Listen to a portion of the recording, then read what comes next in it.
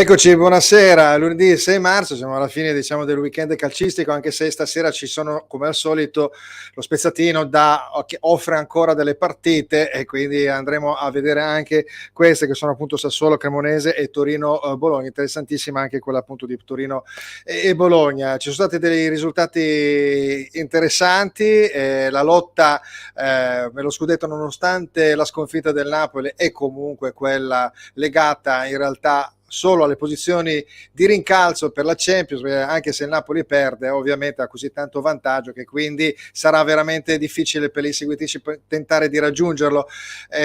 Abbiamo poi l'inizio della settimana calcistica che riguarda ovviamente la Champions e le coppe, il primo l'antipasto e poi settimana prossima il completamento di questo turno appunto degli ottavi.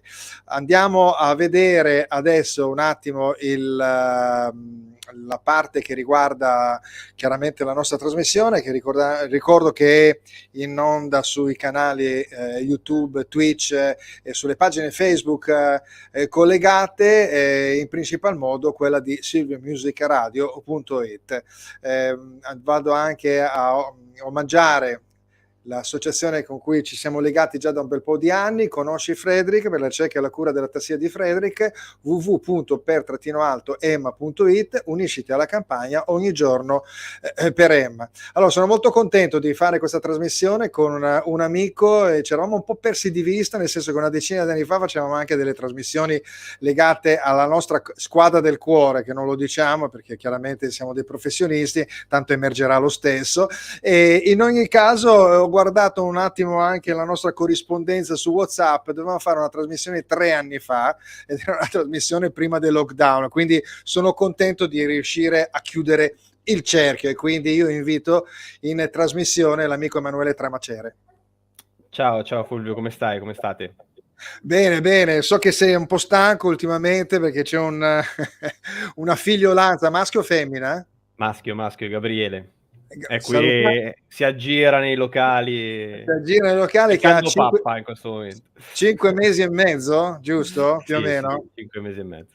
Molto bene, ottimo, nuove leve crescono, spero che sia abbastanza di una unica squadra, perché ovviamente questa è la cosa più importante. Nel mio caso la speranza è quella, ma sarà virtualmente libero di non scegliere. Beh, certo, è quello che dico anch'io, giustamente, però non ho, perché anch'io ne ho avuto uno compie tra poco 22 mesi, e tutti dicono tanto sarà di quella squadra lì, e invece fino adesso sono rimasto abbastanza neutro, no? Tanto se la tragedia deve in qualche modo avverarsi, lo capiremo.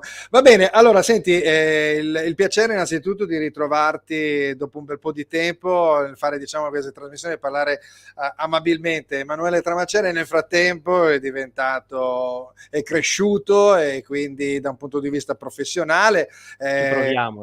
Ci proviamo, redattore presso appunto calciomercato.com. Dopo andremo anche un attimo a vedere perché sono sempre degli spunti che sono ovviamente quelli legati come risultanze del weekend calcistico, ma anche per dei trascorsi anche in TV. Per esempio mi ricordo anche una trasmissione Cos'era il Barbiere negli ultimi anni, giusto? Sì, e poi 7 gol la tua partecipazione al processo di Biscardi del martedì, insomma, quindi la comunicazione innanzitutto, giusto? Sempre comunque, sì, noi viviamo di quello, ci piace raccontare il calcio il più possibile.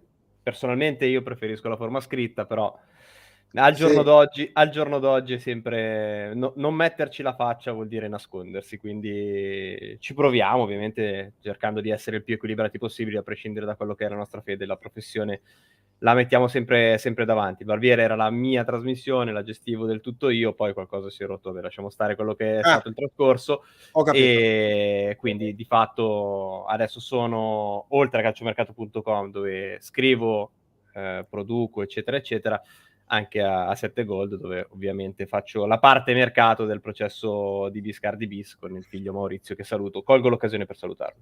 Salutiamolo, è la parte appunto che riguarda il calciomercato, perché questo calciomercato alla fine della fiera è sempre aperto, open, anche se poi questa cosa per adesso fortuna. Per fortuna, il calciomercato credo che faccia sognare molto di più di quello che fa sognare il campo, e chi segue il calcio oggi se non si aggrappa ai sogni, a cosa si può aggrappare? Il campionato è finito, c'è solo la corsa Champions. È vero. Sogniamo Non c'è però un'opera disturbatrice, no? Da un certo punto di vista, perché penso ai casi, quello non c'entra ovviamente il pensiero del tifoso, ma alle manovre dietro le quinte, no? Importanti, che vengono tra società, procuratori, calciatori, le squadre avversarie, le squadre che vogliono andare a prendere questi giocatori. Abbiamo gli esempi a Milano di Skriniar e di Leao, e quindi è una continua spada di Damocle su quelli che sono i risultati sportivi di una squadra. Ma guarda, credo che chi segue il calcio oggi credo che abbia capito che è cambiato il mercato, è cambiato del tutto. Sempre più spesso andremo a vedere società che perdono giocatori o che scelgono di perderli a parametro zero. Le bandiere non esistono più, ma credo che ormai Da sia tempo. palese ed evidente, sia anche abbastanza inutile risottolinearlo. Per i calciatori che hanno una carriera che, se va bene, ad altissimi livelli, quindi nella parabola massima, dura 4-5 anni, in quel lasso di tempo in Italia tendenzialmente non li vedremo più. Se arrivano qua è perché o non sono ancora esplosi o sono a fine carriera. Quindi i club italiani cosa fanno? I giocatori che hanno a disposizione in quella fascia di età o li vendono ad un prezzo che gli consente di vivere poi per un anno intero, o altrimenti si ritengono, li fanno giocare, da professionisti quali sono, devono scendere in campo e rispettare gli accordi che loro hanno sottoscritto insieme ai loro agenti, e poi saranno liberi di trovarsi un'altra squadra.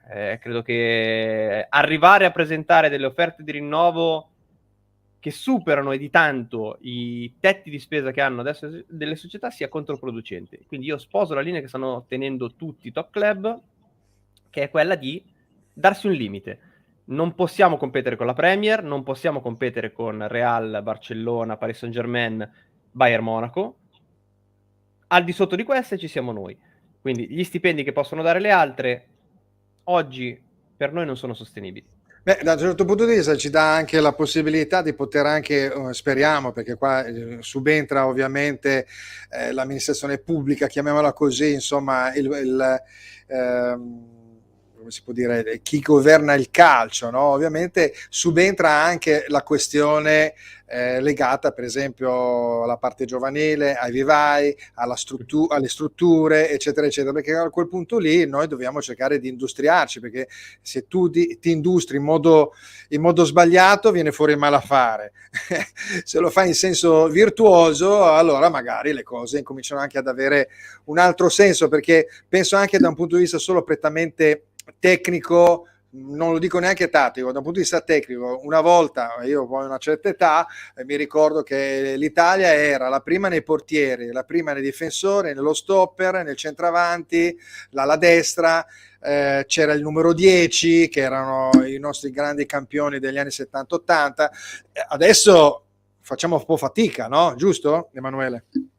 Guarda, io per calciomercato.com seguo con grande attenzione il campionato primavera ormai da 6-7 anni, presentando di settimana in settimana il ragazzo che magari mi ha colpito di più guardando appunto le partite, però ti posso assicurare che il livello del nostro campionato primavera non è adatto oggi a formare giocatori che possano arrivare subito in una prima squadra di Serie A. Chi arriva è o perché c'è la possibilità di farli sbagliare, perché ci sono società in Serie A che li fanno esordire più facilmente, penso all'Empoli, penso a Sassuolo.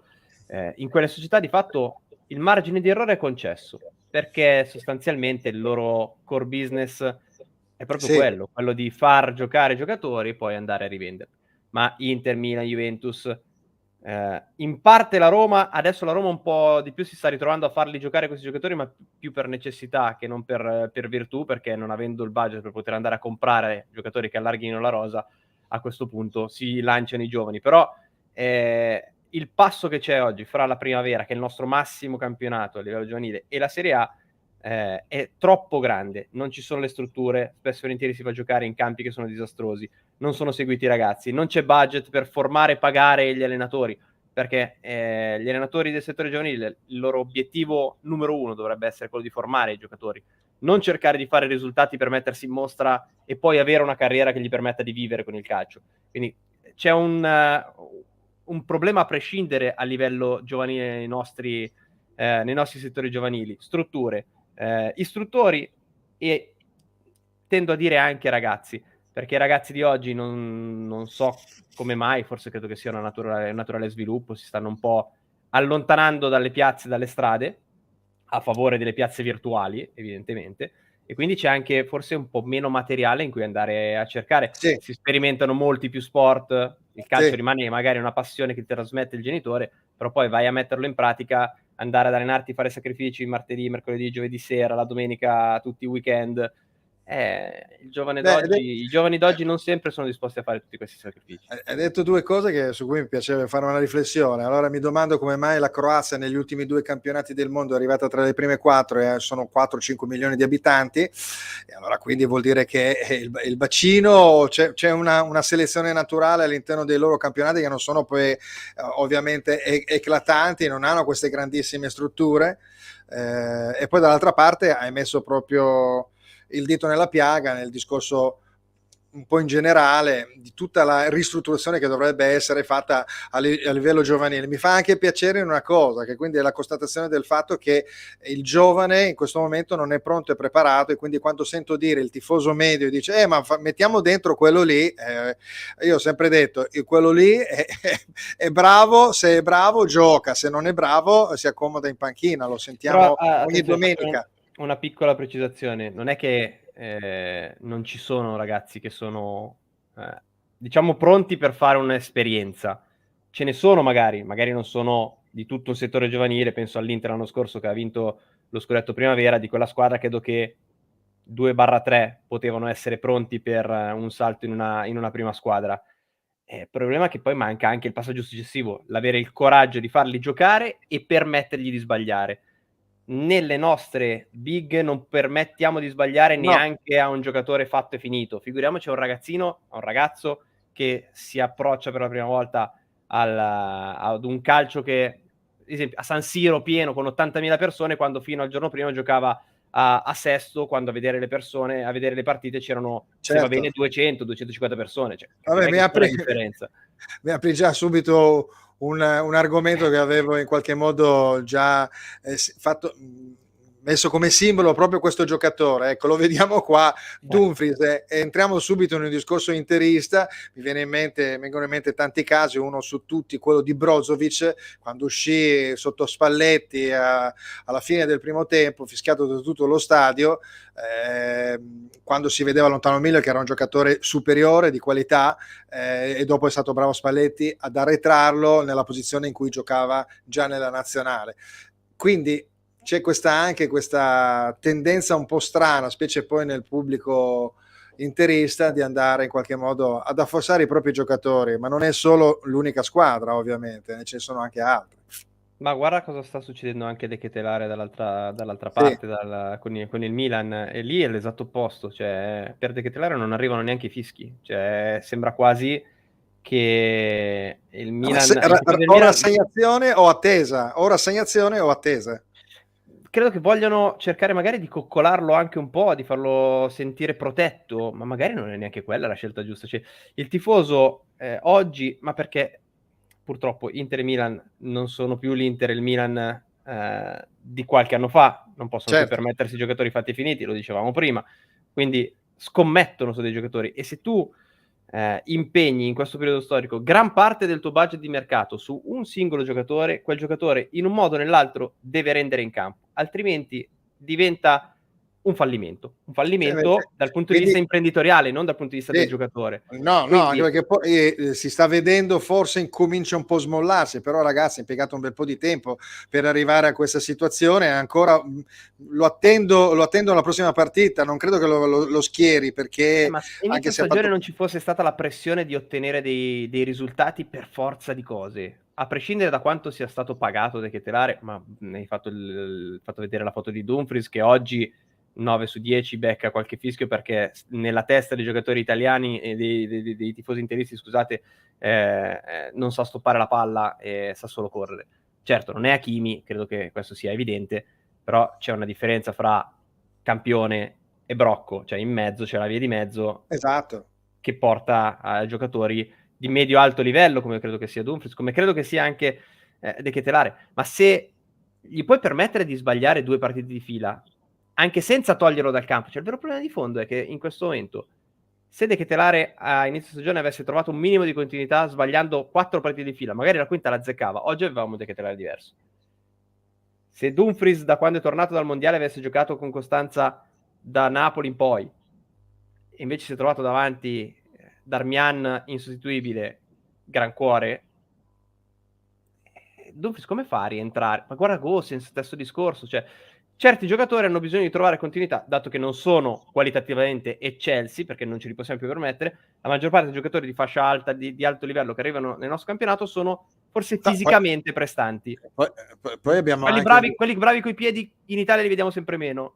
Vediamo hai quelli ragione, che ma corrono questo più degli perché altri. ma questo perché è un calcio fisico e sta andando in quella direzione già da un bel po' di anni, no? Quindi No, Fulvio, l'importante questo è non è perché solo non ce li possiamo permettere, è quello il punto. De Bruyne non ce lo dai, potevamo però permettere. io non vedo Kvaratskhelia è stato questi. un colpo di fortuna. Sì, però io non vedo questi grandissimi campioni in assoluto dalle altre parti. C'è sempre una. Mi viene in mente quello con il cerchietto in Inghilterra che mi fa venire l'orticare, Grealish, cioè 120 milioni, 110 milioni di Quello è stato vengono un errore sbandierati. imprenditoriale, è stato un errore imprenditoriale quello, sicuramente. Io non credo Lo che sia un errore scelta perché sbagliato. vengono venduti bene tra le varie squadre, girano i soldi tra di loro e arrivato a un certo punto ogni volta è sempre dire l'abbiamo venduto a questo e tutti dicono caspita la Premier, caspita la Premier perché prendono tanti soldi, però e loro riescono a vendere, ormai dovrei fare una tesi, vendono bene il loro brand, come vendono bene il Britpop a livello musicale, come vendono bene loro tecnologia automobilistica, per dire, no? Quindi Però questo cosa comporta sul totale? Comporta che loro possono fare colpi da 35-40 milioni sull'unghia senza alcun tipo di problemi. Noi 35-40 milioni sono il nostro budget annuale probabilmente. Capisci che c'è una grossa differenza. Quelli bravi, affermati, noi non ce li possiamo permettere perché arriva qualcun altro e dalla Premier te li porta via. Ma proprio ormai è un trend che dobbiamo però, metterci però in io credo testa che che sarà questo così e sia sarà così ancora per un po'.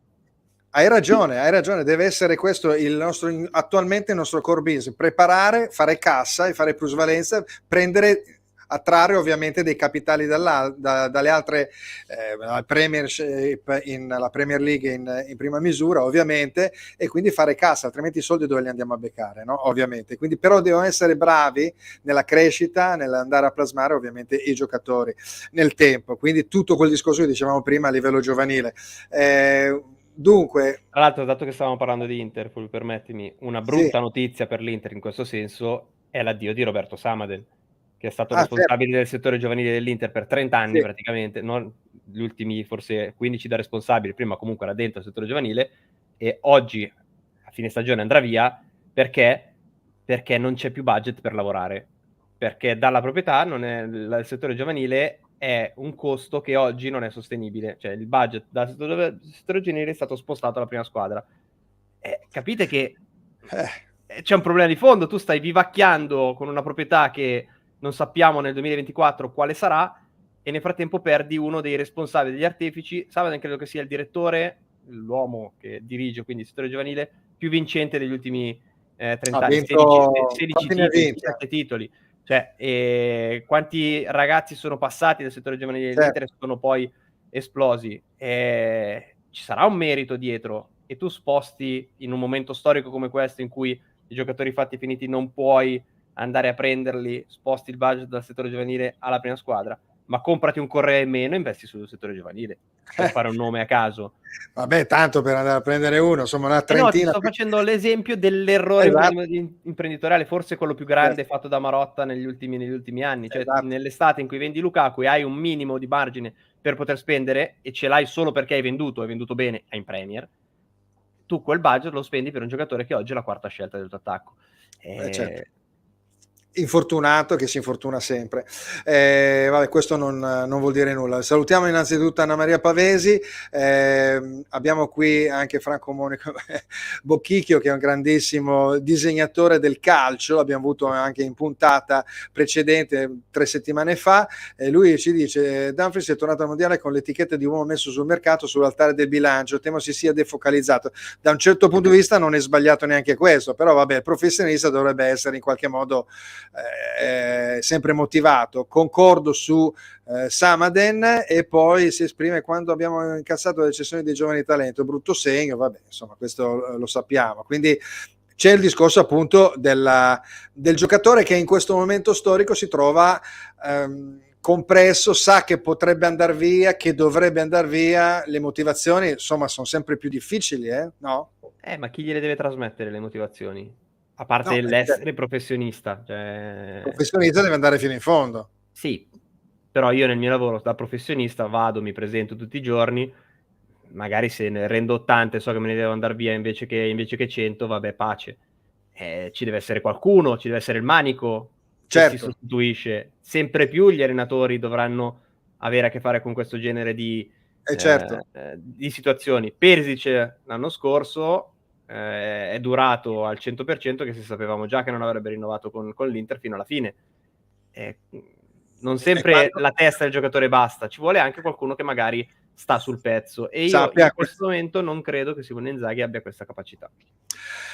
Quindi apriamo già una specie di argomento. Quindi intanto salutiamo Cristiano Meloni, gli faccio un bocca al lupo per tutto. Il calcio italiano corre troppo veloce per strada di giocatori e non abbiamo pazienza, è vero, questo è anche vero, però vabbè, insomma, è sempre il solito discorso. Allora, parlavi di Inzaghi, allora vabbè, rimaniamo un attimo su questo discorso che riguarda gli allenatori. L'avevo già fatto vedere settimana scorsa, era questa bellissima slide che riguardava gli allenatori che sono stati messi sulla graticola quest'anno, no? Lasciamo perdere, non voglio entrare, visto che tu sei un operatore ben preciso del mercato e delle testate giornalistiche, perché è ovvio che c'è stato uno sbilanciamento, per esempio nelle ultime 2 settimane, in cui appunto Inzaghi sembrava che fosse il grossissimo errore di questa Inter che perdeva appunto a Bologna, e Pioli, vabbè, nonostante la sconfitta a Firenze, non se ne stesse parlando più di tanto tra ieri e oggi, non abbiamo visto questi grandi titoli. Su Allegri poi all'inizio della stagione ne hanno dette di ogni. È un gioco delle parti, no? Giusto? Però forse anche il tifoso deve cercare di tenere anche le giuste distanze, perché dopo alla fine la gente ci va dietro a questi ragionamenti. Sì, e in realtà non sono ragionamenti, cioè se noi li raccontiamo è perché qualcosa succede, cioè non è che ce li inventiamo perché ci stanno, passami il termine, sulle balle gli allenatori di turno, cioè di Inzaghi che la dirigenza non fosse contenta del suo lavoro era palese, tant'è che in questa settimana che ha portato la partita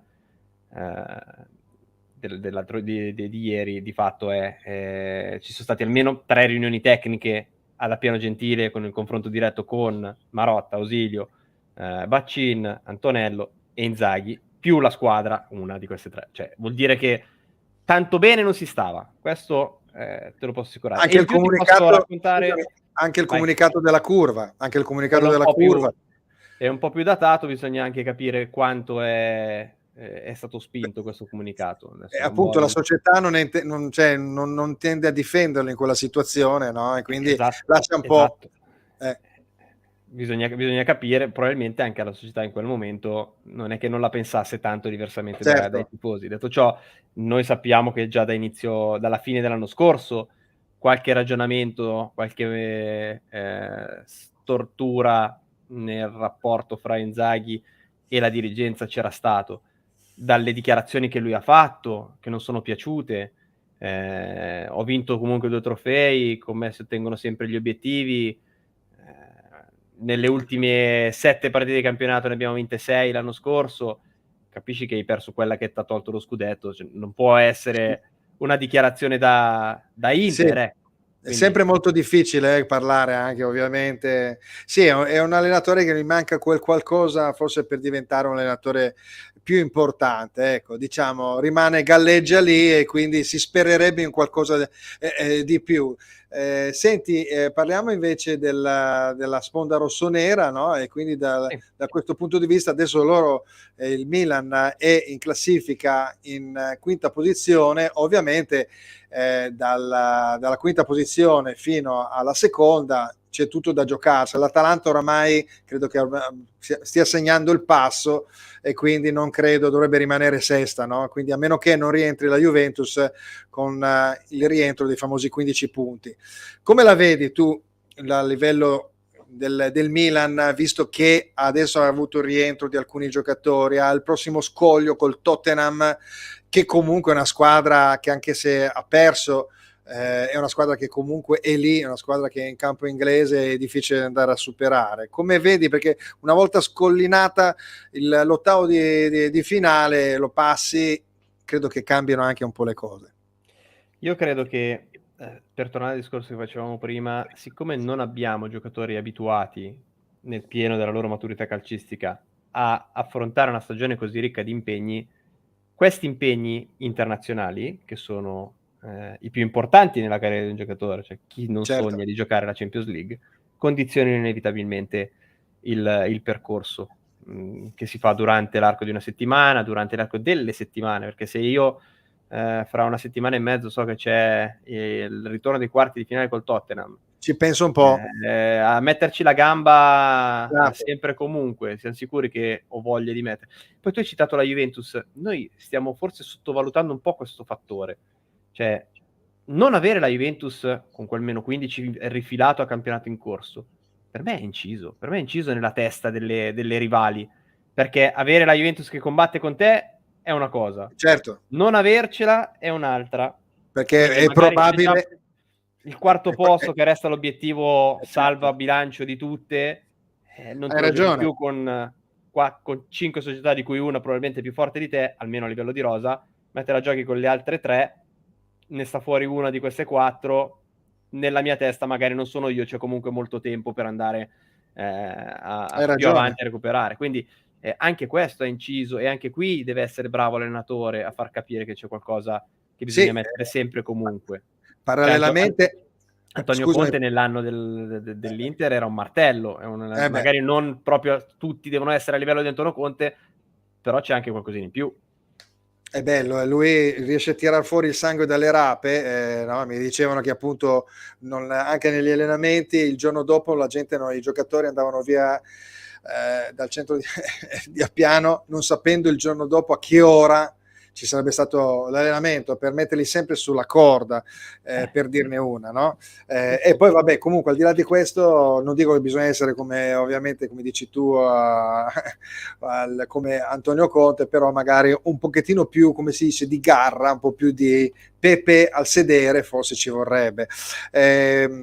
Il discorso della Juve è molto interessante, hai ragione, perché il Napoli va avanti e va a vincere questo scudetto al 99 su 100 e la Juve viene fatta fuori, ti giochi quei 3 posti. 4 si giocano quei 3 posti, quindi in questo momento storico puoi anche zoppicare in una partita pensando allo scollinamento dell'ottavo di finale, quindi è proprio vero, i giocatori mentalmente vanno un po' in quella direzione, forse anche diciamo che l'allenatore forse può fare anche poco, perché se uno tira indietro la gamba non è che l'allenatore dice no, mettila dentro la gamba. Posso dire che per quanto riguarda il Milan mi sembra che anche dalla dirigenza sia arrivato più o meno lo stesso messaggio, perché più volte Maldini ha puntato il dito più sulla Champions League che non sulla Serie A, e il Milan deve tornare competitiva in Europa, è lì che è la competizione a cui appartiene. Lo ha detto Sì, più di una volta nel corso della stagione, credo che anche lui punti più, abbia intravisto forse la possibilità, anche grazie al sorteggio col Tottenham, già a prescindere da come è andata la gara d'andata, c'era questa possibilità di andare ai quarti, e non dimentichiamoci che passare gli ottavi sono tanti soldi, andare ai quarti sono molti di più. caspita. Quindi ci sta anche che in un'ottica di mancano ancora quante? 13 partite dalla fine del campionato? Sì, In queste 13 25. partite c'è margine per rientrare da un possibile passo falso. Uscire contro il Tottenham è gara secca, contro il Porto è gara secca. Quindi Per Ecco, Inter e Milan credo che abbia contato tanto nelle varie battute del resto che ci sono state. Ecco, in questo momento sto inserendo nella videata, adesso c'è un po' di pubblicità, vabbè, un po' di varie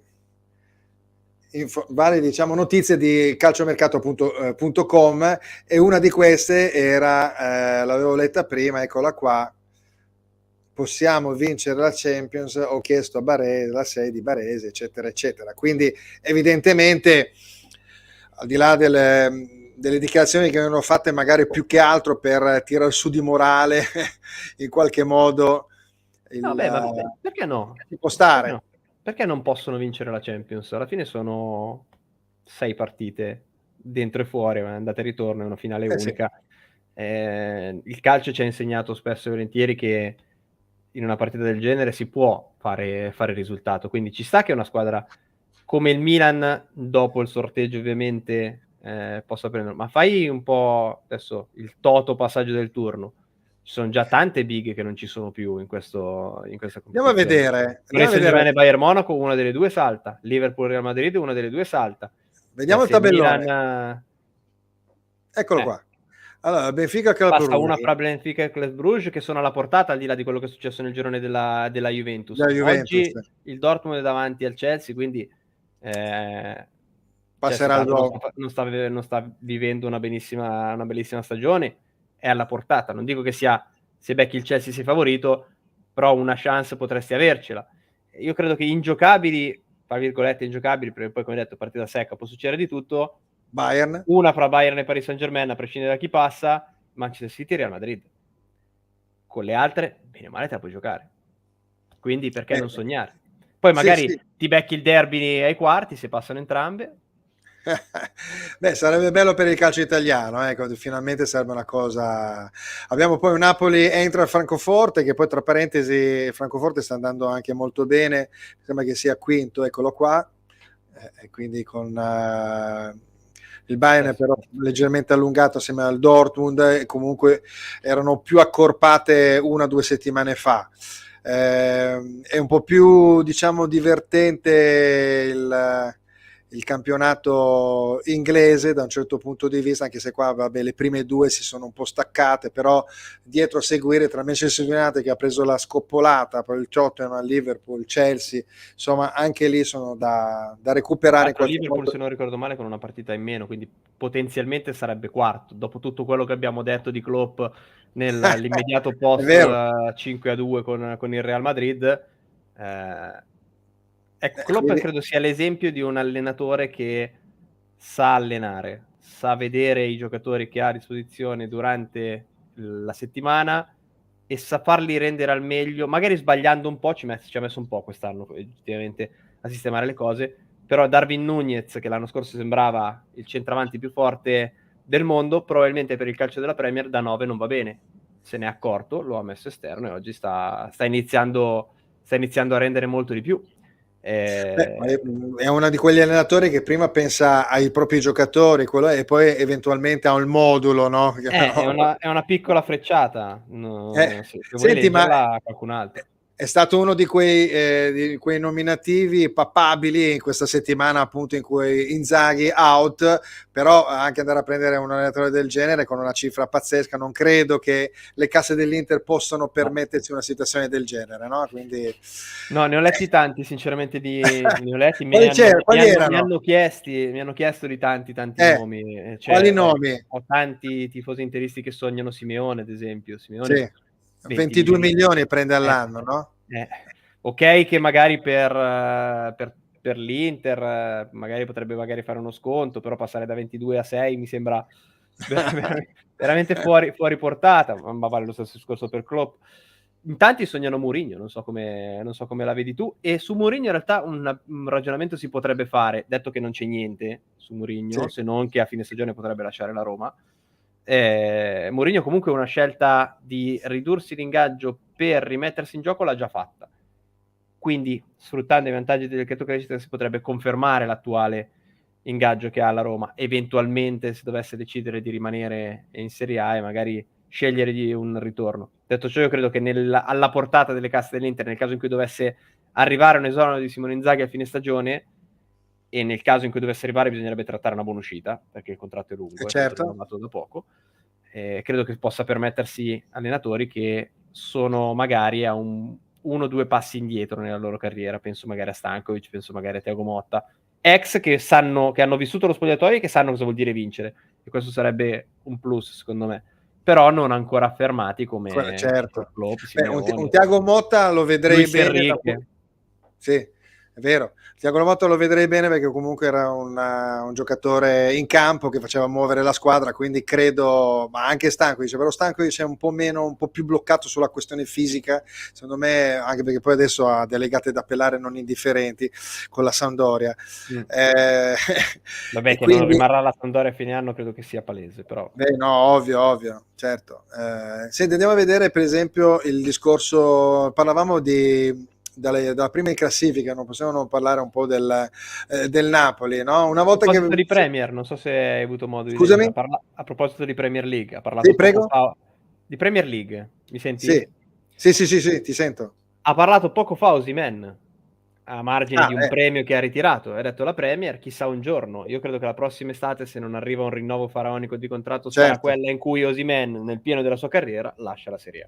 Ma l'aveva già detto anche in precedenza, mi sembra, no? L'aveva già un ma po' lo sta ribadendo un po' spesso, lo sta ribadendo. Esatto. Però questi due giocatori, quando li blocchi, sembrerebbe che in qualche modo l'ha fatto l'Inter, l'ha fatto anche la Lazio l'altro giorno, i due giocatori effettivamente li lasci un po' liberi di giocare, sono devastanti, no? Anche perché poi a destra c'è Lozano che è una punta camuffata da tornante che sta facendo una grandissima stagione, non parlano tantissimo di Lozano, ma è poi un centrocampo pazzesco. Sei d'accordo? Io lo dico già dall'inizio della stagione sul Napoli, quando l'ho visto giocare e fare quei risultati nel gironcino, ho detto questi sono trasversali, cioè incontrare il Napoli io credo che anche per le più titolate sia difficile, devono essere in forma massima, no? Sei d'accordo? Potrebbero andare a vincere veramente più dell'Inter e del Milan.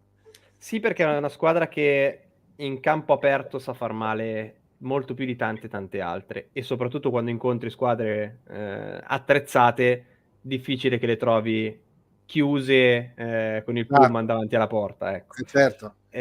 Quindi sì, sicuramente se stanno bene Lozano, Kvaratskhelia e Osimhen possono far male a chiunque, ma credo che il grande pregio di Spalletti di quest'anno non sia stato avere quei tre lì davanti, quei 2+1, perché poi anche Politano non ha fatto male, a prescindere da se gioca lui o se gioca Lozano. Sia stato quadrare il centrocampo, ridare una posizione un po' meno... Lobotka è già sul finale dell'anno scorso, l'avevamo visto che è cresciuto molto. No, io credo che sia ricollocare Zilinski in una posizione un po' meno sbarazzina, se vogliamo, ecco, sì, un po' più da collante, ecco, sia stato il punto focale, quello che gli ha permesso di far quadrare anche la difesa, nonostante la perdita di Koulibaly. Alla fine sta giocando Ramani, che 2 anni fa giocava nel Verona, e quindi pregio anche aver fatto crescere i giocatori che magari non erano sulla bocca di tutti, pagati il giusto e che stanno rendendo da top d'Europa. Poi vincerà lo scudetto? Probabilmente sì. Io cos'è stato 2018 Sarri? Sì. Col Napoli aveva gli stessi punti e lo scudetto l'ha perso. Io non voglio dire che lo perderà, però voglio ricordare che mancano ancora 13 partite e quindi sono tanti punti. Non credo che il Napoli li perderà, però ecco, non dico che al 99% già vinto lo scudetto, mi fermo al 90%. Vabbè, ok, insomma quasi. L'anno scorso l'Inter aveva avuto un periodo a febbraio dopo la Supercoppa con la Juventus pazzesca, dove ha preso 7 punti. L'anno scorso, a questo momento storico della stagione, pensavi che l'Inter avrebbe perso lo scudetto? No, 7 punti in 7 partite su 21 punti sono veramente una miseria, no? E quindi effettivamente ha segnato il passo in quel momento, più il derby, però sai, tutto è possibile. Faccio una battuta un po' cattiva: nel 2018 c'era Orsato in un Inter-Juventus, la chiudo qui, vabbè, quella è stata una partita veramente spartiacque. Però se non ricordo male era dal -4 al -1 con la partita. Noi ricordiamo ovviamente, perché c'è stato quell'episodio che era Sì. che è stato clamoroso e passato agli annali, però non credo fosse proprio la partita del passaggio No, però usurpato. loro C'era già stato, però il Napoli perde a Firenze 3-0, mi ricordo, con una squadra completamente svuotata, con Koulibaly che perde il pallone a centrocampo. Poi ripeto, non succede, perché questo Napoli mi sembra Ma più se quadrato, succede, ma soprattutto vedo che le altre stanno giocando a Ciapanò, cioè non ce n'è sì, una che sì, sì, dici hai continua da ragione. qua, che possa andare a riprendere il Napoli. Però non è Paradossalmente, neanche... sai, scusami, paradossalmente quella più motivata è la Juventus, perché la Juventus dice: beh, io cerco di fare comunque il punti possibile, prima sono partito male, ho recuperato, ho fatto un bel filotto, adesso mi hanno dato i 15 punti, continuo anche se ho perso l'ultima partita, però devo cercare di arrivare lì davanti, perché non si sa mai, riesco a prendere almeno una posizione in Europa, poi l'anno prossimo si vedrà se la faranno giocare. Io non sono così convinto, dato che ho letto le pagine del ricorso, che quei 15 punti rimarranno. Il margine perché possono essere ridati adesso, poi lasciamo perdere quello che può succedere con l'altro filone e l'altro ancora sulla manovra stipendi, però quei 15 il margine perché glieli ridiano c'è, e quindi è giusto che Allegri ragioni così, e credo che la partita di ieri sera bruci tantissimo ad Allegri per come è stata persa, proprio per questo motivo, perché col Napoli che si ferma, se ridanno i 15 punti la Juventus è già a 53. Certo. Ci sarà lo scontro diretto fra 6 partite, se non ricordo male. Sì. Bene, vabbè, insomma, è un'altra storia che poteva indubbiamente venire fuori, no? Quindi è un altro scenario che poteva aprirsi.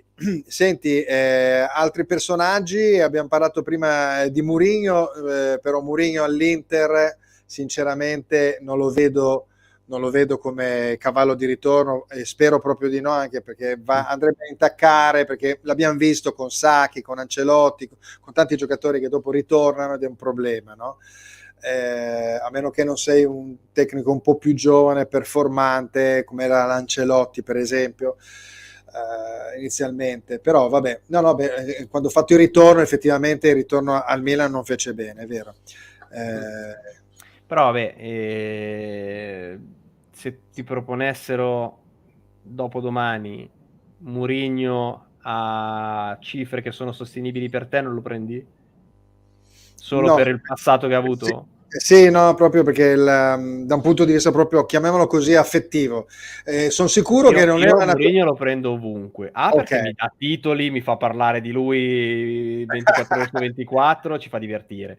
A prescindere da quella squadra in cui va a vedersi. Questo sì. Sì, però è anche vero una cosa, che Mourinho, quando guardo la Roma, dico, giocano veramente male. Ma giocano veramente male, ma giocano con una base, tra virgolette, portoghese, di giocatori di medio livello. C'è un falso centravanti, giocatori che si inseriscono da dietro, eccetera, eccetera, questa melassa un po' a centrocampo. Alla fine lui infatti gioca senza Abraham e va a vincere a San Siro contro l'Inter, batte la Juventus, quindi il discorso secondo è che lui me, Fulvio, c'è una più del diavolo. La Roma è costruita male per come la vorrebbe lui. Cioè, lui si sta trovando a dover gestire una squadra che faceva tanta ma tanta fatica in difesa, e alla fine l'ha quadrata in difesa a Mourinho. Per fare questo, mi sembra di vedere la Juventus di Allegri dell'anno scorso. Non ho il materiale per poter fare il gioco che magari voglio io, che poi non sarà mai spettacolare, però sicuramente un po' più offensivo di quello che stiamo vedendo. Però prima di tutto, se voglio portare a casa dei risultati, io non devo prendere gol. E la Roma oggi dietro è quadrata, ed è questo il merito di Mourinho. Andiamo a vedere i gol. Infatti noi abbiamo il Napoli che è stratosferico, con una differenza di 42 no? Tra i gol fatti e quelli subiti. Abbiamo una seconda posizione che è quella appunto della Lazio, anche la Lazio, che è una squadra di Sarri, tendenzialmente prende sempre abbastanza gol. Abbiamo la Roma con 21 su 25 partite, stiamo qui a vedere, e poi c'era la Juventus che era assieme al Napoli la squadra più forte dal punto di vista appunto difensivo. È salita un po' a livello di gol fatti, lo vediamo qui, e l'Inter, che tutto sommato ha avuto un momento disastroso in difesa, riesce, diciamo, ad abbassare nelle ultime performance questa quota. Il Milan, qui si vede la differenza, questo 32 la dice lunga, la sa lunga appunto indubbiamente per ciò che riguarda l'alta classifica e quel più 10 tra i gol fatti e i gol subiti. Tutto sommato segna poco il Milan, sembra che segni poco, ma in realtà i suoi gol li fa. Forse non sono quelli performanti, no? Quelli che dovrebbero essere, che Giroud fa fatica, Leao tornato dal mondiale non ha segnato un gol praticamente. Non va dimenticato che hanno giocato per più della metà della stagione senza il proprio portiere titolare e a prescindere dal fatto che Tatarusano poi credo sia stato il meno peggio, accusato anche oltre quello che in realtà poi ha fatto in esatto. campo, avere Maignan dell'anno scorso è tutta un'altra cosa, non si può negare. Però per restare sulla Roma, io credo che da centrocampo in su invece la Roma non sia costruita bene, che Mourinho a inizio stagione avesse chiesto, anzi ha chiesto due determinati tipi di giocatori e si è ritrovato con giocatori completamente opposti. Se devo quadrare la difesa alle spalle, devo avere giocatori che possono andare in contropiede. Ho Dybala che mi fa da regista, invece che averlo davanti alla difesa, ce l'ho regista avanzato, devo avere gente che corre davanti, gente che corre e che nel correre segni. Aveva Zaniolo, che di gol ne ha fatti prima di andarsene via, 2 totale. Sì, esatto. Abram, credo sia la peggior stagione che sta avendo. Voleva un vice Abram di livello, gli hanno preso Belotti a fine stagione, Belotti che è firmato per un anno, quindi non si sa neanche quello che sarà il suo futuro. Volevano che gli vendessero Shomurodov per prendere un esterno puro e Shomurodov era andato via in prestito a gennaio invece che a giugno. Ed è qui, e in queste scelte di mercato che stanno tutti i dubbi di Mourinho sul suo futuro. Certo. Io quando ho firmato, Mourinho dice che io quando ho firmato per la Roma mi è stato detto che in 3 anni avrei costruito una Roma che puntava allo scudetto con investimenti di anno in anno per crescere. Secondo lui oggi quegli investimenti sono venuti a mancare, non ci sono stati, quindi perché dovrebbe fidarsi un altro anno dei Friedkin e rimanere alla Roma? È questo il ragionamento che sta facendo. E insieme a lui poi ragionano Dybala, ragiona Abram, ragionano tutti gli altri. E poi comunque lui se lascia la Roma, la lascia probabilmente fino all'ultimo. Chi è che avrebbe detto la Roma nei primi 4 posti Champions? Non eravamo tutti in quella direzione lì con quel pensiero, però lui l'anno scorso vince la Conference League e comunque la sua Coppa l'ha vinta. Ieri ho sentito una dichiarazione che lui, vabbè, è sempre una coppa, ma è sempre una coppa. Vabbè, però intanto lui secondo me un occhio comunque all'Europa League la dà sempre, perché comunque lui che va a vincere qualcosa non c'è niente da fare, è più forte di lui, e quindi stiamo a vedere. E poi però è molto attratto secondo me dall'idea di poter allenare una nazionale, in primis penso al Brasile e poi al Portogallo si brucerebbe secondo me se va per esempio ad allenare il Brasile.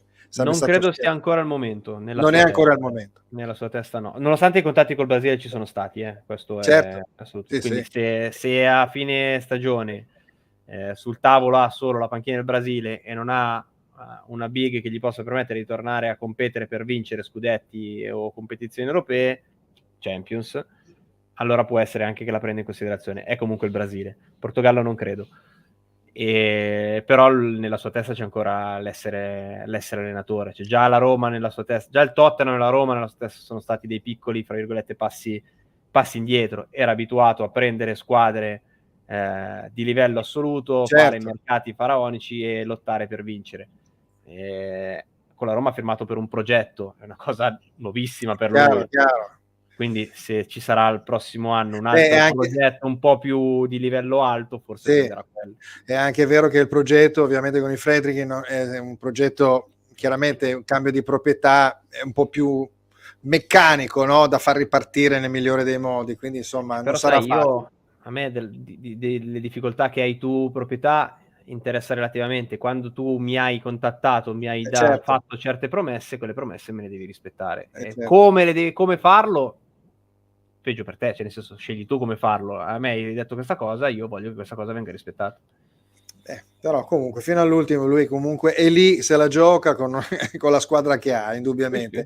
Senti, questo giocatore lo prendo come esempio, no? In questo momento storico, lo vediamo, no? Leao, ne parlavamo anche un po' all'inizio della trasmissione. È un caso veramente complicato, perché il Milan più di tanto non può fare, perché ci sono quei 19 milioni del contenzioso che sono terribili, perché sono una spada di Damocle, no?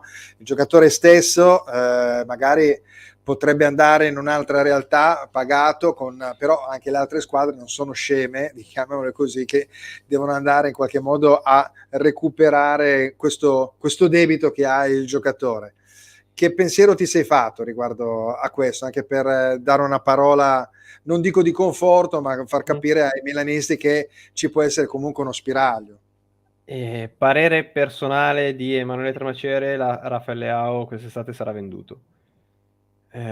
Quello che ci dicono, noi di calciomercato.com, dal Milan è che loro comunque la speranza ce l'hanno ancora. Ci sono tante problematiche e questo non lo nascondono. Al momento tendenzialmente sono 3.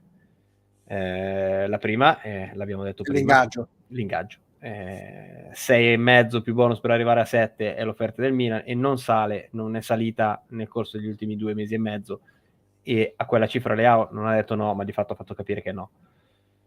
E la seconda è il costo di questa multa che hai citato tu, che Leao vuole cercare di togliersi dalla testa il prima possibile, e lo può fare in 2 modi diversi. Il primo è con un bonus alla firma, pagato da chi lo acquista o dal Milan se vuole rinnovare, o con uno stipendio contrattuale così alto da permettere a lui di esaurire in tempi brevi. In realtà già adesso lui, sai che c'è la questione della cessione del quinto, si dice in termini legali, lo sta già facendo, non sto scherzando, è già in parte dello stipendio attuale di Leao, va a risarcire quei 19 milioni, quindi non sono 19, sono un po' meno, però capite che farlo con uno stipendio da 2,6 è diverso che farlo con uno stipendio da 8, da 10, da 12, quindi le vie sono queste Ovvio. due, e in questo momento il Milan non è proprio così accondiscendente al bonus alla firma e soprattutto ad alzare quella parte fissa dello stipendio. E poi ci sono le commissioni da dare alla gente. Quale Certo. agente innanzitutto? Perché Mendes. noi abbiamo no, in realtà Mendes ufficialmente diventerà l'agente di Rafael Leao dal 2024, dal 30 giugno 2024, Ok, quindi sono quando si svincola, quando terminerà l'attuale contratto con il Milan. Al momento l'agente ufficiale è l'avvocato Ted Dimbula, con il padre, che ha ovviamente una voce in capitolo abbastanza ampia. E il Milan dice: ok, ma io la commissione a chi la devo pagare? A Dimbula, al padre o a Jorge Mendes fra un anno? Di sicuro non li pago tutti e 3. Quindi anche da questo punto di vista c'è da... Non è anche una risposta, perché secondo me le cose si possono mettere in qualche modo in linea, no? Io credo, per ciò che riguarda un po' i procuratori, no? Perché questi personaggi alla fine dopo io pago quello, punto e basta, ci sarà un discorso, chiamiamolo così, legale. Non vorrei che fosse anche una sorta, diciamo, di preparazione, una sorta di nebbia attorno a questo argomento Leao, un po' che viene messo in qualche modo in piazza per far sì che il Milan, per esempio, più di tanto non può andare a spendere, l'abbiamo visto, no? Quindi non vuole più di tanto andare a recuperare il giocatore, secondo me, perché diventa una patata bollente, perché è contro la situazione che è stata intrapresa da Maldini e Massara degli ultimi 2 anni. Sì, va detto che è cambiata la proprietà nel frattempo, quindi Vabbè, sì, vabbè, però quasi ufficialmente è cambiata la proprietà, quindi magari la nuova quasi proprietà ufficialmente. cioè Vabbè. sulla carta è cambiata, Sì, però hai poi ragione. da dove prenda i soldi la nuova proprietà Beh, la più o linea meno, però è stata in più o qualche meno la modo, stessa.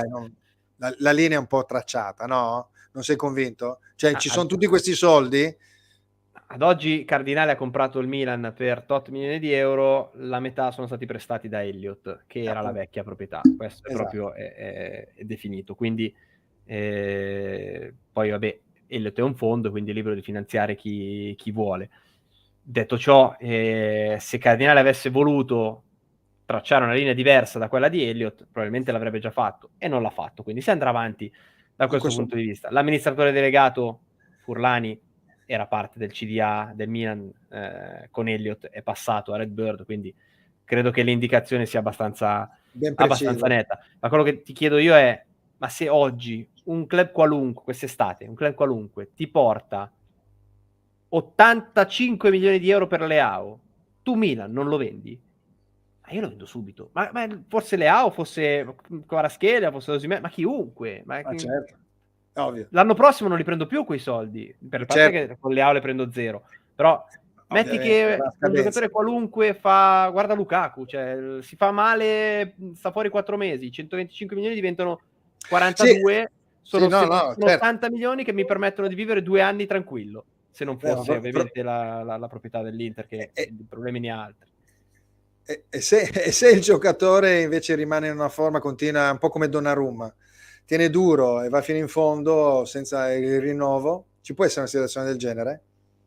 Può essere, cioè assolutamente. Io non credo, io credo che le offerte per lui arriveranno e che il Milan le prenderà in considerazione e quella migliore l'accetterà. L'abbiamo visto con Skriniar, c'è l'Inter che si sta mangiando le mani per come è andata a finire con i 50 Certo, più bonus 60 di quest'estate rifiutati. Probabilmente se avessero accettato quell'offerta, in qualche modo avrebbero tamponato. Abbiamo visto Acerbi, alla fine è stato preso in certo. prestito con diritto di riscatto a 4 milioni e sta facendo una stagione credo migliore di quella di Skriniar. Se sei bravo come direttore sportivo una soluzione la trovi. Io a quelle cifre vendo chiunque, non c'è più un giocatore che sono disposto a tenere se arrivano tutti quei soldi. Beh, specie Ragionando da imprenditore, da sì, sì, sì, dirigente, nella testa di un ovviamente. dirigente, ecco, non Certo, io certo. Emanuele Placero. È un po' anche quello che dicevamo prima, che bisogna far cassa sempre e comunque, perché i soldi che vengono dall'estero sono importanti per il nostro circuito. Senti, parlavamo appunto di giocatori di partenza dell'anno scorso, appunto, un giocatore che potrebbe invece, ce lo domanda appunto Cristiano Meloni, cosa ne pensate di Kessie all'Inter? Io penso molto bene, tu?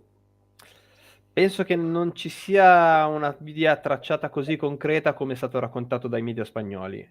Di sicuro qualche contatto c'è, di sicuro Ausilio stravede per lui fin dai tempi dell'Atalanta e se ti ricordi credo che c'è stato uno scambio di battute in un pre-derby fra Ausilio e Massara in cui è stato chiesto a Massara qual è il giocatore che Ausilio ti ha chiesto di vendergli e è stato che sì, la risposta di Massara. Quindi se l'Inter può provare a prendere che sì, lo fa.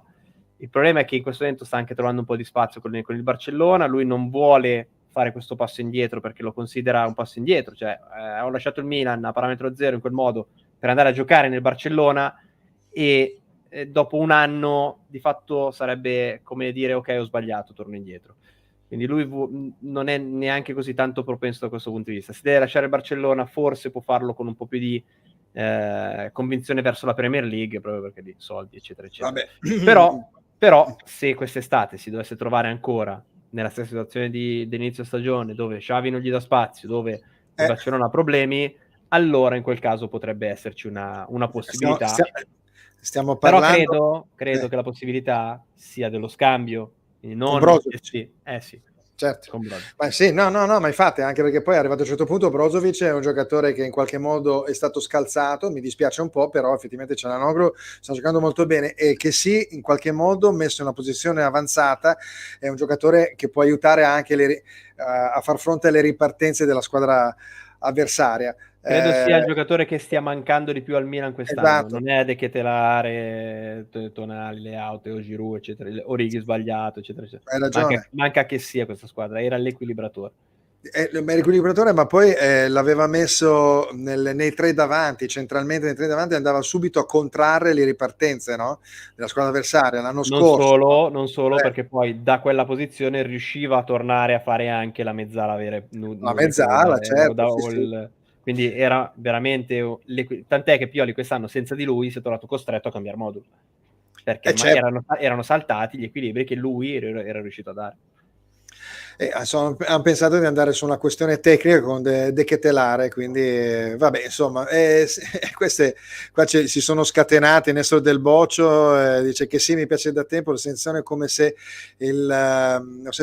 fosse il profilo giusto per l'Inter, magari dice, aggiunge con che sì, subiremo meno gol, sì, è vero, penso anch'io da quel punto di vista, ma soprattutto perché va anche a fare gol da quella posizione, ovviamente. Stiamo arrivando alla fine della puntata, andiamo a vedere un attimo quelli che sono il prossimo turno, quindi le prossime partite, tolte quelle appunto di stasera che andiamo a rivedere al 18:30 Sassuolo Cremonese e alle 20:45 Torino Bologna. Abbiamo invece quella di settimana prossima che sono Spezia Inter, e quindi partita che adesso un'altra medio piccola che con l'acqua alla gola. In trasferta, in uno stadio piccolo, su un campo piccolo, credo sia il più piccolo come dimensioni della Serie A, una squadra che si chiude e va in ripartenza. Cosa può andare storto per questa Inter?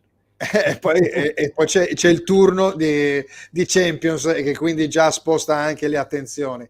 Empoli-Udinese, abbiamo Napoli-Atalanta. Napoli-Atalanta, Bella. deve riscattarsi. Sia il Napoli che l'Atalanta, perché l'Atalanta nell'ultimo periodo non sta facendo benissimo. Mi sa che l'Atalanta ha un po' mollato. Poi abbiamo un Bologna-Lazio, anche qui una partita difficilotta per la Lazio, perché l'abbiamo visto con l'Inter. Lecce-Torino, Cremonese-Fiorentina, Verona-Monza, anche questa è una partita difficile anche per il Monza, perché il Verona è una squadra da prendere con le molle. Roma-Sassuolo, Juve-Sampdoria e Milan-Salernitana. Faccio sempre questa domanda all'ospite: quale di queste partite andresti a vedere, tolta quella diciamo della squadra del cuore? Beh, Napoli-Atalanta, sulla carta è quella che può dare più spettacolo. Un'altra magari più per la retrocessione. Forse Bologna, per la retrocessione a questo punto sì, Verona-Monza, credo che il Verona sia l'unica squadra che può cercare di... Oddio, con occhio di mercato ti direi Empoli-Udinese. Ci sono tanti talenti sia nell'Empoli che nell'Udinese che la prossima estate possono, da operatore di mercato, cambiare casacca, e quindi ti direi che quella con un occhio al mercato può essere quella che per me è un po' più interessante. Sul Monza, nel chiudere ti do una chicca. Il Monza, salvandosi, ha già investito 47 milioni di euro, perché ci sono 6 giocatori, se non ricordo male, che in questa stagione sono in prestito con obbligo di riscatto condizionato alla salvezza. Direi che la salvezza del Monza più o meno ci siamo, e quindi Caprari, Petagna, Pablo Marì, Caragno, non mi ricordo gli altri due, Pessina, ne manca un altro, adesso mi sfugge, però sono tutti giocatori che verranno riscattati ufficialmente, quindi saranno incassi certi già, che portano il Monza a spendere 47 milioni di euro. Credo che sarà, e posso dirtelo adesso, la squadra che spenderà di più nel prossimo mercato. Vabbè, vediamo da dove arrivano questi soldi, quindi, quindi abbiamo i nostri due operatori, no? Quindi l'imperatore del mercato da tanto tempo, quindi insomma lo sappiamo, ecco, quindi meno male che c'è un dirigente come lui, vecchio stile, perché io negli ultimi anni sono anche per calciomercato.com spesso e volentieri inviato in Lega Calcio, e lui è uno dei pochi che, a prescindere da quello che succede in campo fuori, si ferma a parlare sempre. È questione di educazione, cosa che, consentimi di dirlo, tanti altri non hanno. È vero, è verissimo, è una persona simpatica, no? Quindi è vero. E poi comunque vabbè, insomma, il calcio è passato da questo binomio Berlusconi e Galliani, no? Quindi soldi e mente dal punto di vista calcistico, e lo vediamo anche nel Monza, questa cavalcata.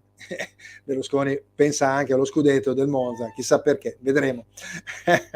Senti, Emanuele, siamo arrivati alla fine della trasmissione, vabbè, mi ha fatto molto piacere, torno a ripetere per quel discorso che già da tanto tempo che dovevamo completare, no? Quindi, e poi soprattutto perché dovevamo farlo dal vivo, non c'è stato modo. Vabbè, la tecnologia ci è venuta in soccorso, dai. Bene, e poi soprattutto perché lavorando ovviamente in calciomercato.com c'è questa area che riguarda appunto, come dicevi tu, i sogni, e quindi anche tutte le operazioni di mercato e tutte quei risvolti che la maggior parte delle persone ovviamente non conoscono e che in qualche modo possono andare a indirizzare. Voi già, essendo sul pezzo, riuscite a percepire qualcosa. Quindi grazie Emanuele per aver partecipato a Che Calcio Che Fa. Prossimamente, magari prima dell'estate, facciamo un'altra puntata se sei disponibile, appunto sicuramente, è stato un piacere. Vedere per vedere come è andata anche la stagione e vedere quali possono essere le prospettive anche per le altre, tutte le varie squadre. Grazie ancora. Ciao Emanuele. Ciao, buon proseguimento. Ciao. Insomma, bella chiacchierata con un amico e un interista, lo possiamo anche dire, ma un giornalista a tutto tondo, e quindi gli argomenti sono venuti fuori in tutte le direzioni, quindi parlare di calcio che non è solo quello giocato, ma anche il calcio dietro le quinte è molto ma molto importante. Quindi io vi ringrazio per aver partecipato alla trasmissione. Adesso vado a vedere quali le persone che ci hanno dato già dei like, degli assensi. Penso quindi ad Alberto Bustaggi, Nestore Del Bocio, Flavo Ciasca, Dario Ricci, l'amico Dario Caterpilla Oldani, ringraziamo Stefano Bianchi, Cristiano Meloni, Franco Monica Bocchicchio e insomma tanti altri. Grazie ancora per aver visto ovviamente Che Calcio Che Fa. Noi ci vediamo settimana prossima con a metà delle 2 settimane che dovrebbero dare dei responsi per le squadre italiane per ciò che riguarda ovviamente le 3 coppe, Champions, Europa League e Conference League. Grazie per averci seguito, buona serata.